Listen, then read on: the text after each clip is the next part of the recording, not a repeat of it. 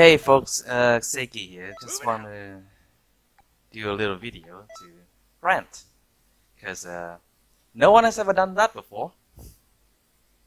Well, anyway, today I want to talk about the problem with cheating in Xenoverse 2. Yes, I said cheating, not modding. But I'm not here today to talk nomenclature, so let's quickly get this topic out of the way. Boss moves on CAC are not modding, it's cheating. The way it works is by altering an address in the game's save file, similarly to how you can enter the Konami code and get 50 lives in Contra.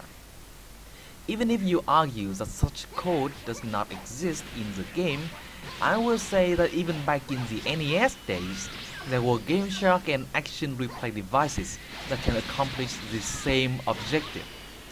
You can call it cheating or save editing, but entering cheat codes cannot count as modding ever.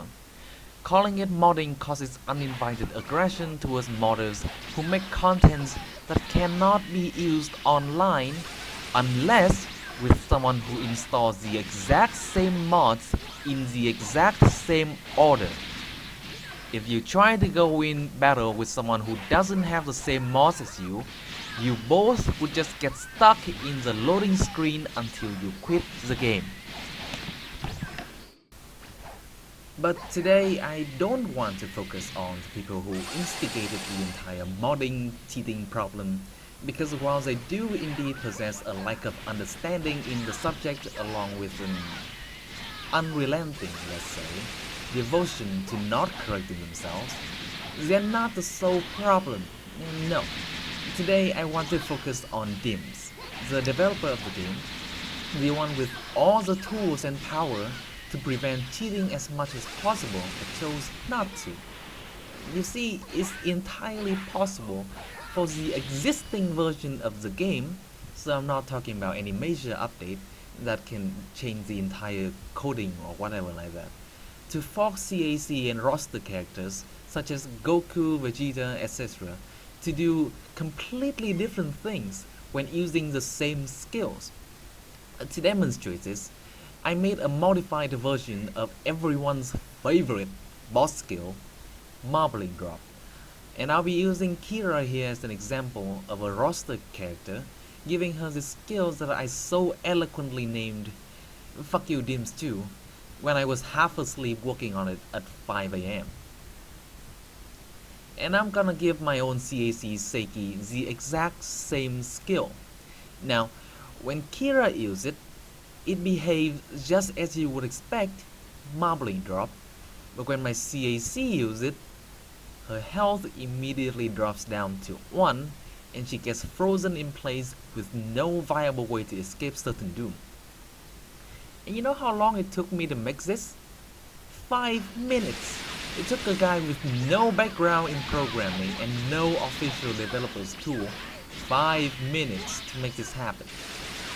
I disabled the skill completely for CAC in the first 2 minutes and then spent the last 3 adding some chore features like freezing the character and just dropping the health to 1. Now, I don't claim to know why Dimps doesn't just fix their own game. In fact, having done this in such little time, I'm now even more confused as to why they haven't done this already. And before anyone jumps to the conclusion that they're dumb, they're absolutely not. Every single person working at Dimps is probably a lot smarter than me, and I'll freely admit that. It's not because they don't want to waste time either, as each skill would take like 2 to 5 minutes to fix at most. They can just dump the task on a single intern, so it's not an issue of manpower either. I have absolutely no idea why they haven't done it, while still making more DLCs for the game, meaning they haven't considered it a dead project and there are still people working on it today. And while they're not fixing the game, we, modders, are taking flack for something we aren't even involved in.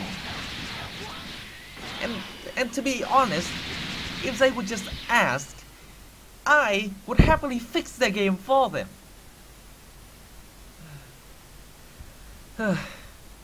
Anyway, That's the end of my rant. Thanks for sticking around listening to some random guy talking about a random game. See you guys next time.